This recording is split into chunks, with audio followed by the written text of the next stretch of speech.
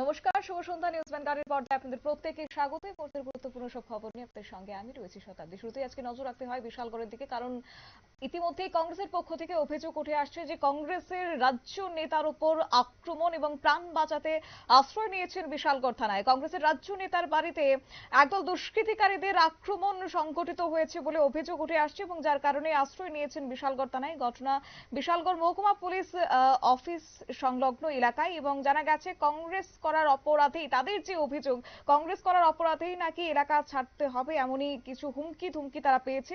এবং এও জানা গেছে বিশালগড় মহকুমা পুলিশ আধিকারিক অফিস সংলগ্ন মুড়াবাড়ি এলাকায় কংগ্রেসের কিষাণ মোর্চার রাজ্য কমিটির সদস্য সুভাষ পালের বাড়ির পাশে কোনো এক কালী পুজোকে কেন্দ্র করে শনিবার রাতে কংগ্রেস নেতার বাড়িতে ইট পাটকেল ছুড়েছে নামধারী একাংশ দুষ্কৃতিকারীরা। এবং রবিবার দুপুর নাগাদই কংগ্রেস নেতা সুভাষ পাল যখন পুরাতল স্থিত তার বাবার রাবার বাগানের কাজ সেরে বাড়ি ফিরে আসেন, ঠিক সেই সময় একাংশ দুষ্কৃতিকারীরা তার উপর আক্রমণ চালায় বলে অভিযোগ। কি রয়েছে বিস্তারিত শুনুন।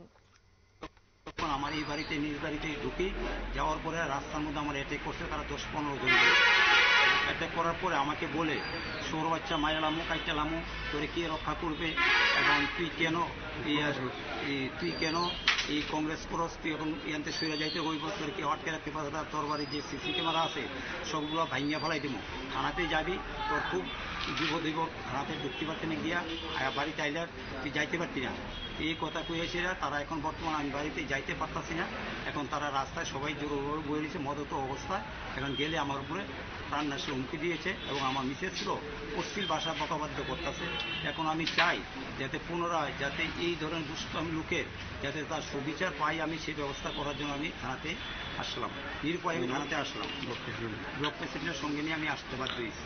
আমি এখন বর্তমানে কিষাণ কংগ্রেসের আমি এখন সদস্য হিসেবে আছি, রাজ্যগুলির সদস্য।